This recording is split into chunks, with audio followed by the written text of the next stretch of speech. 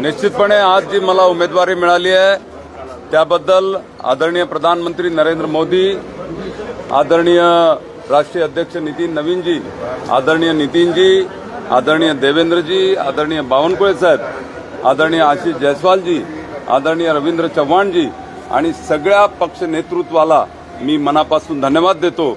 आणि गेल्या अनेक वर्षापासून पार्टीचं काम अतिशय तळागाळामध्ये जाऊन काम करत असताना हा जो सन्मान मला मिळालेला आहे, मला असं वाटते की हा एका सच्चा कार्यकर्त्याचा सन्मान आहे आणि त्यामुळे हजारो कार्यकर्ते आज माझ्या उमेदवारीमुळे आनंदित झालेले आहेत आणि निश्चितपणे ही निवडणूक आम्ही 100% जिंकणार आहोत।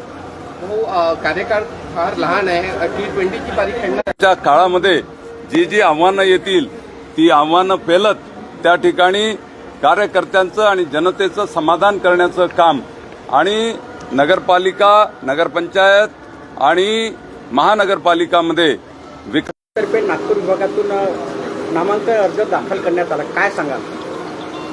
मला असं वाटतं की जागा ऑलरेडी सिटिंग जागा आहे आणि अजून विरोधी पक्षातर्फे उमेदवार जाहीर झालेला नाही आहे। एकंदरीत महाराष्ट्रातच ज्या पद्धतीचं मॅन्डेट महाराष्ट्राच्या जनतेने महायुतीला दिलं आणि ज्या पद्धतीचं लोकांचं पाठबळ आमच्यासोबत आहे, तर मला असं वाटत नाही की विरोधी पक्षाचा उमेदवार कुठे आमच्यासमोर टिकू शकेल आणि महायुतीतून ज्या ज्या पक्षाला जशी उमेदवारी मिळेल तो उमेदवार निश्चितपणे निवडून येईल असं मला आत्मविश्वास आहे। एकूण किती जागा आता अजून या संदर्भामध्ये अंतिम निर्णय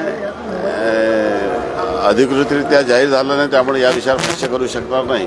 परंतु साधारणतः जे काही आमचे नेते माननीय शिंदेसाहेब आणि माननीय देवेंद्रजी ठरवले त्यानुसार वरिष्ठ पातळीवर चर्चा होऊन या जागा ज्यांच्याकडे आल्या त्यांना निवडून आणण्यासाठी आम्ही प्रयत्न करू।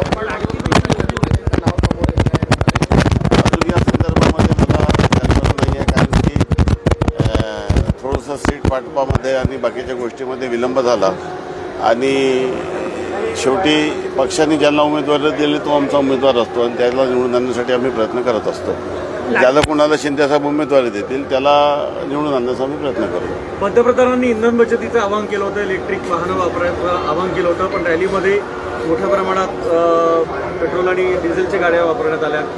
मी तर डायरेक्ट आत्ताच आलेलो आहो आणि एकट्या गाडीने आलेलो आहो, त्यामुळे मी ते पाहिलेलं नाही, मी थेट आत्ता आलेलो आहो। त्यामुळे मला साहेबांनी म्हटलं की आम्ही तर जिंकलो परंतु विरोधी पक्षाचे सुद्धा मतदान आम्हाला मिळणार, असं बावनकुळे साहेबांनी म्हणाले। मला ही जी परिस्थिती आहे आणि डॉक्टर पोद्दार साहेब हे वर्षानुवर्षापासून एक निष्ठेने काम करत होते, त्यांना उमेदवारी मिळाली त्याचा आनंद एक वेगळा आनंद आहे। एका निष्ठावान अनेक वर्षापासून काम करणाऱ्या एका विश्वासू कार्यकर्ता आणि निष्ठावान कार्यकर्ता यांना उमेदवारी मिळणे हे एका कार्यकर्त्यांना, एक कार्यकर्ता म्हणून प्रत्येकाला असा आनंद आहे, कुठल्याही पक्षाचा असेल तो, आणि ते भरघोस मतांनी, ऐतिहासिक मतांनी आजपर्यंतचा सर्व रेकॉर्ड तोडून निवडून येतील याच्याबद्दल माझ्या मनात शंका नाही। लाडकी बहीण योजनेमधील 80 लाख महिलांना अरे आता